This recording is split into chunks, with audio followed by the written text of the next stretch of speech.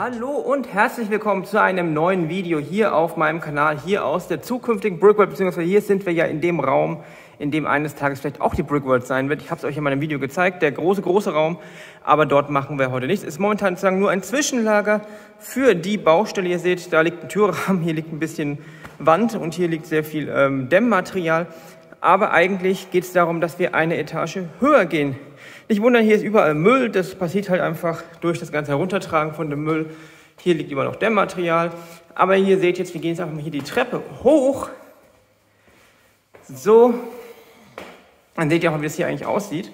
Hier links ist auch noch ein Raum. Dieser Raum ist ein alter Aufenthaltsbereich. Hier wird wahrscheinlich demnächst mein Büro noch reinkommen.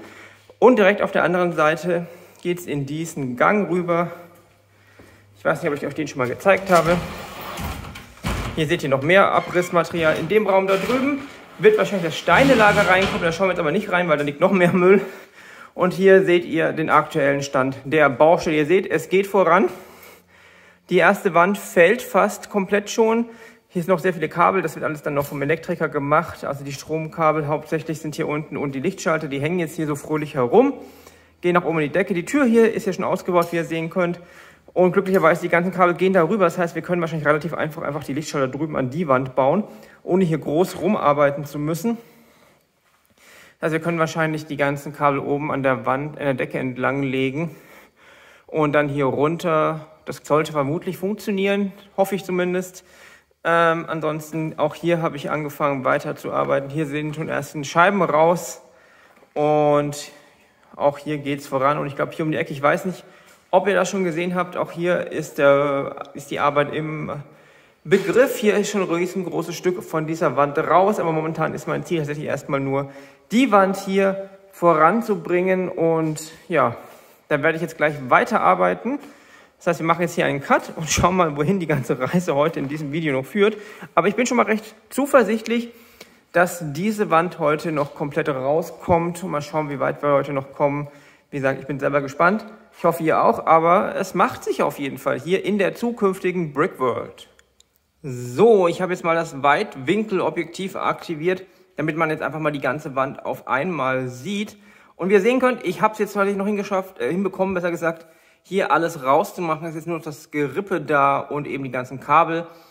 Ich werde das Gerippe jetzt erstmal stehen lassen, auf jeden Fall, denke ich. Ich werde erstmal alle anderen Wände rausmachen und das Gerippe dann so am Ende erstmal rausmachen.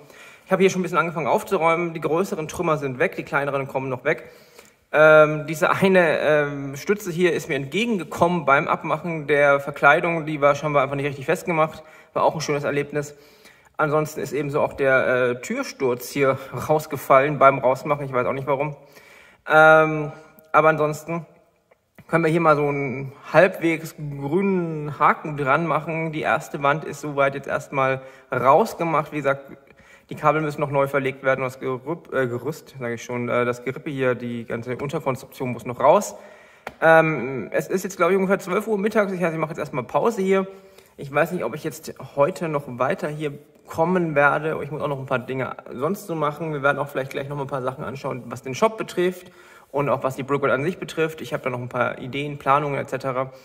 Aber ich habe inzwischen, ich gehe mal aufs normale Objektiv, mir überlegt, ich nehme euch mal kurz hier mit durch das ganze Chaos, dass der aktuelle Tisch etwas modifiziert tatsächlich ungefähr relativ hier in der Mitte stehen wird. Dann haben wir noch jede Menge Platz in die Richtung für restliche Altstadt, vielleicht so ein bisschen Gebirge da hinten und hier in die Richtung dann sehr, sehr viel Platz für weitere Attraktionen, sage ich mal, im städtischen Bereich, wie den Zoo, der wahrscheinlich irgendwann kommen wird. Andere Haltestellen natürlich für den Zug im Sinne dessen, dass wir zum Beispiel S-Bahn-Haltestellen bauen können. Und der Plan ist tatsächlich, dass der Zug dann in diesen Räumlichkeiten irgendwann fahren wird. Er wird dann natürlich hier hinten wahrscheinlich irgendwann in einen Tunnel fahren und dort hinten irgendwann unterirdisch in die Stadt geleitet werden. Und dann können wir das Ganze unterirdisch wieder zurückführen. Und dann kann der Zug tatsächlich irgendwann oder mehrere Züge vielleicht sogar hier in der Brickworld wirklich fahren. Das wäre natürlich auch eine Sache, die sich sehr viele gewünscht haben. Und hier in den Räumlichkeiten, ich mache noch ein bisschen mehr Objektiv hier, auf jeden Fall eine Sache, die sich hier sehr gut umsetzen lassen wird, denke ich. Ich habe jetzt auch einen Plan, wie ich die Tische neu gestalten werde. Das wird auch dazu führen, dass der aktuelle Tisch ein bisschen breiter werden wird, also wenn die Länge gezogen ist, wir werden zwischendrin ein Stückchen einsetzen. Ich glaube, das haben auch einige schon mal erwähnt, dass zwischen Bahnhof und Stadtmauer nochmal ein bisschen was reinkommt und vielleicht auch noch mehr Richtung zu den neuen Gebäuden. Also ich habe ja im letzten Video, habt ihr wieder gezählt, dass das Diner, das Pariser Restaurant in der Form wahrscheinlich nicht dort stehen bleiben können werden, weil sie einfach diesen Lego-Maßstab haben, der eben von Lego kommt und nicht den Maßstab, den es in der Brickworld gibt. Und es passt, je größer und detailreicher der Bahnhof wird, desto weniger passt das Ganze und das muss auf jeden Fall geändert werden. Da werden wir so einen Häuserblock reinsetzen, in denen aber immer noch das Diner und das Pariser Restaurant sicherlich drin sein werden. Mal schauen, Entschuldigung, ich habe hier einen Schluck auf, wie sich das Ganze realisieren lässt. Ich würde mal sagen, erstmal hier Ende von der Baustelle und wir sehen uns gleich nochmal an anderer Stelle. So, wie gesagt, Neues zum Thema Shop. Und zwar sehen wir jetzt hier ein 3D-Mockup für die geplanten Verpackungen der Dioramen oder auch anderen Sets. Einziger Hinweis, das ist jetzt hier in dem Mockup ein bisschen dicker, als es eigentlich später aussehen wird. Es ist, glaube ich, 4,5 cm dick und hier sieht es jetzt deutlich dicker aus. Also eigentlich ist es ein bisschen schmaler, die Verpackungen. Die sind, da müsste ich jetzt gleich mal nachschauen. Wartet mal, ich schaue mal hier drüben auf dem anderen Bildschirm, den ihr nicht sehen könnt, kurz mal nach, wie groß das Ganze eigentlich ist. Ich habe hier irgendwo die Abmessungen, die wir besprochen haben. Eine Sekunde, ich muss mal schauen, wo die Original PDF ist mit den ganzen Maßen. Genau, das Ganze ist 4,5 cm tief, eigentlich also deutlich nicht so tief wie hier. Es ist 12 cm breit und 18 cm hoch. Das habe ich mit ein paar Tests gemacht. Ich habe einfach mal die ganzen Steine, die zum Beispiel jetzt für das Diorama mit der Stadtmauer nötig sind, in eine Tüte zusammengepackt und dann einfach mal geschaut, wie viel Platz man dafür braucht in einem Karton. Ein bisschen mehr Platz gelassen, falls es noch größere Dioramen oder sowas geben sollte, wobei das Diorama mit der Stadtmauer doch schon deutlich mehr Stein hat als viele andere. Und dann kam dieses Design heraus und das Ganze zeige ich euch jetzt auch nochmal in der Schnittansicht. Das ist die Schnittansicht, ihr seht also, das ist die Vorderseite, das hier sind die Seiten und das ist die Rückseite. Hier in diesem roten Bereich kommt dann später noch ein Aufkleber, auf dem dann genau spezifiziert ist, welches Set da eigentlich drin ist. Und von vorne sieht das Ganze dann einfach, wie gesagt, einfach immer so aus. Hier noch die üblichen Hinweise zu Lego und zu den Warnhinweisen wegen verschluckbaren Kleinteilen. Hier unten noch die URL der kommenden Seite für diese Shops und ansonsten noch Hinweis, dass die Brickworld auf YouTube, Instagram und auch auf TikTok zu finden ist. Und so viel zum Thema Verpackungsdesign. Ich bin eigentlich ganz zufrieden damit.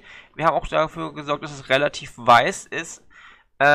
Und nicht so großflächig farbig, einfach auch aus Gründen der Umwelt, weil einfach wir sparen halt enorm viel Tinte und es ist natürlich auch ein bisschen besser, da einfach mal großflächig weiß zu bleiben. Und ja, so viel zum Thema Verpackung und gleich schauen wir nochmal in diesem Video rüber in die aktuelle Brickworld und da zeige ich euch noch ein bisschen, was geplant ist, was beim Umzug noch passieren wird.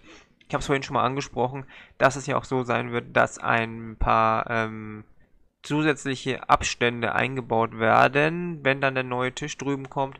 Und da zeige ich euch gleich mal, oder sage euch besser gesagt, was da so geplant ist. Und ja, dann gehen wir gleich rüber zum Tisch, würde ich sagen.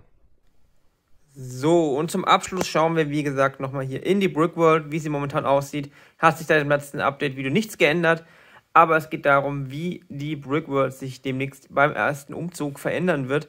Und zwar werde ich grundsätzlich Holzmodule, also Tischmodule bauen, die eine Größe von 3×3 von diesen grauen Baseplates haben, also die hier. Das heißt, der Bahnhof wird auf 2 solchen Modulen stehen und dadurch werden wir auch mehr Platz schon zum Start bekommen. Also hier vorne ist ja eh Schnittkante, das heißt, wir kriegen ungefähr, wir haben hier 5 48er Platten, das heißt, wir kriegen gleich zum Start nochmal 48 Noppen nach hinten Platz. Führt natürlich auch dazu, dass die Altstadt schon mal ein ganzes Stück größer wird und wir da hinten noch ein bisschen Platz kriegen, um da hinten ein bisschen weiter zu bauen. Und auch bei den Gleisen, die werden dann ja auch 3 Baseplates tief werden, aber das ist ja eh schon geplant, da könnt ihr euch das Video anschauen vor einiger Zeit. Aber eine andere Sache, die auch noch kommen wird, ist, natürlich wird auch das Modul hier unten wahrscheinlich breiter werden. Das heißt, wir werden den Fluss ungefähr doppelt so breit haben. Das heißt, die Brücke wird verlängert, ebenso der Fluss selber und auch hier hinten noch mehr vom Gebirge oder vom Berg, wie auch immer man es nennen möchte. Was aber auch passieren wird, abseits davon, dass dieser Häuserblock sich verändern wird, denke ich, dass wir dadurch nochmal das Ganze auseinander strecken werden. Wir werden hier modulmäßig nochmal ein bisschen was einbauen. Ich weiß nicht, ob es 32 oder 48 sein werden, einfach um den Bahnhof etwas weiter von der Stadtmauer wegzurücken und hier noch ein bisschen Platz zu kriegen. Hier haben wir noch ein bisschen Platz, um mehr Grün einzubauen. Aber wir kriegen auch ein bisschen mehr Platz hier noch im Bereich des Busbahnhofs. Und was wahrscheinlich auch passieren wird, ist, dass wir hier auch nochmal ein Stück einsetzen werden. Das führt dazu, dass einfach hier die Modulgrenze sich verschiebt. Das heißt, die Stadtmauer wird ein bisschen breiter. Das ist kein Problem. Da können wir einfach hier hinten die Modulgrenze nutzen, die auseinanderschieben, dazwischen einen Einsatz machen. Und dann kriegen wir noch mal ein bisschen mehr Platz für den Häuserblock. Denn hier wird ja, wie gesagt, ein größerer neuer Häuserblock entstehen. Momentan wären das ja hier 2x32, also 64x64. Vielleicht wird es einfach nochmal um 32 größer. Also in die Richtung. Einfach um hier noch mehr Platz reinzukriegen. Also es wird sich ein bisschen was verändern. Es ist nicht so, wie ganz oft gefragt wurde, wie bei Bob Brickman zum Beispiel, dass die komplett neue Stadt aufgebaut wird. Wir behalten alles so, wie es ist. Wir fügen nur ein paar neue Streifen in die Mitte rein, um das Ganze zu optimieren. Es hat sich halt einfach entwickelt und dadurch gezeigt, dass es ein bisschen was gäbe, was man besser machen könnte. Ich habe auch viel daraus gelernt, was ich dann in zukünftige Module einsetzen kann, was auch Größen und Abstände angeht. Und der Umzug ist einfach eine super Gelegenheit, um einige Dinge zu optimieren. Das habe ich schon öfters mal gesagt. Aber grundsätzlich wird alles so bleiben, wie es ist. Wir kriegen nur ein bisschen mehr Platz auch dazwischen. Und wie gesagt, der Fluss wird größer werden. Ansonsten würde ich sagen, das war's für das heutige Update-Video rund um die Baustelle, die zukünftige Planung des Umzugs und eben auch den Shop. Schreibt mir gerne in die Kommentare, was ihr denkt, wie immer. Ich werde versuchen, alles zu beantworten, auch wenn ich in letzter Zeit ein bisschen hinterherhänge. Ansonsten vielen Dank wie immer fürs Zuschauen. Mal schauen, was wir morgen machen. Vielleicht gibt es noch ein Update-Video. Ansonsten denke ich, es gibt vielleicht doch nochmal einen Blick in die Baustelle, denn es läuft eigentlich ganz gut momentan. Und ich bin zuversichtlich, dass wir doch ganz sicher dieses Jahr umziehen. Vielleicht auch schon im Oktober, wobei ich das jetzt nicht ins Stein meißeln werde. Ansonsten, wie gesagt, vielen Dank fürs Zuschauen. Wir sind fast bei 605 Abonnenten. Vielen Dank dafür. Und dann würde ich noch sagen, bis zum nächsten Mal. Viel Spaß beim Selberbauen, bleibt gesund und wir sehen uns dann hier in der Brickworld. Tschüss.